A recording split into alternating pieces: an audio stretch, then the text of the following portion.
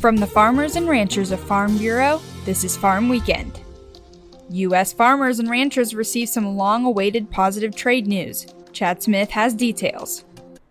Trade is certainly a hot topic among the agricultural community, with farmers and ranchers facing concerns on a number of fronts. However, Faith Parham, an economist with the American Farm Bureau Federation, said there's been some important progress with one of our nation's largest trading partners. China has agreed to purchase 12 million metric tons of soybeans before January and at least 25 million metric tons annually for the next 3 years of soybeans. They've also said that they're going to resume purchases of other ag products, but no official announcements have been made. In addition, the United States has removed the Chinese port fees on any Chinese-owned and operated ships, so that should help tensions be relieved. The administration also announced several smaller deals, including agreements with Malaysia, Cambodia, Thailand, and Vietnam. Some of these are deals, some of them are more frameworks, but overall, they're good progress for U.S. agriculture. We're going to see some opening of doors for U.S. dairy, poultry, rice, pork, and ethanol. We're also going to see some reductions of non-trade barriers. Chad Smith, Washington. The offering of milk in schools could shift dairy demand. More when Farm Weekend returns. Frustrated with your current healthcare coverage? Kansans are saving up to 60% a month with Kansas Farm Bureau health plans. Choose from individual and family plans, short-term coverage, or dental and vision plans. It's quality coverage you can afford. Learn more and get a free quote by visiting KFBHealthPlans.com or visiting a Farm Bureau Financial Services agent near you. After more than a decade without whole milk in school cafeterias, Congress is now considering whether students should have the option to enjoy it. Allowing whole milk back on the menu could bring a range of benefits, not just for students' nutrition, but also for dairy farmers and the broader dairy industry.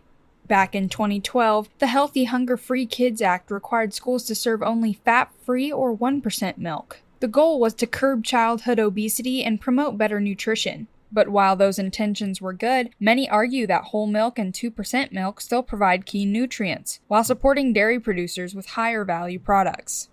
Even as U.S. milk production is expected to reach a record high in 2025, overall milk drinking has declined. Meanwhile, other dairy products such as cheese, butter, and yogurt continue to see rising demand. Lifting the 2012 restriction would let schools once again serve whole and 2% milk, creating an important new outlet for butterfat, a valuable part of farm milk.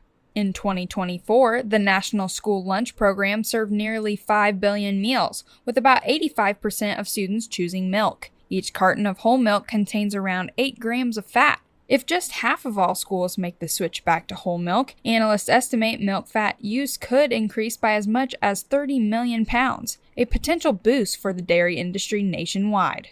Next, Insight with Glenn Brunko.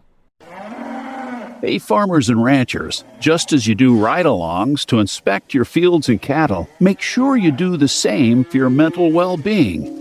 Take time to check in with yourself and your neighbors, and if you find yourself in a crisis, remember there's immediate help available at 988. Mental health is just as vital as the health of your farm. Let's prioritize it together. This message brought to you by Kansas Farm Bureau and Kansas Farmers Union. Now, Insight with Glenn Brunko.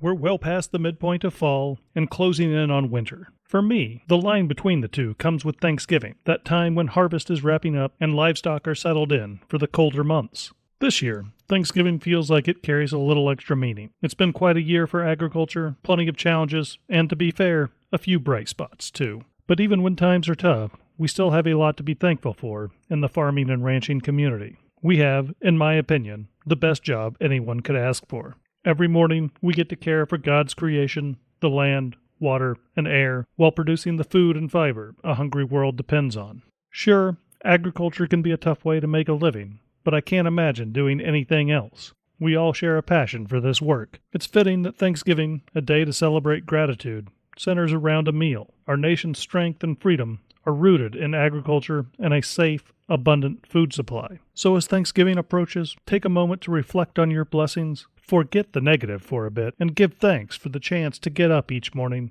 and feed and clothe your fellow citizens.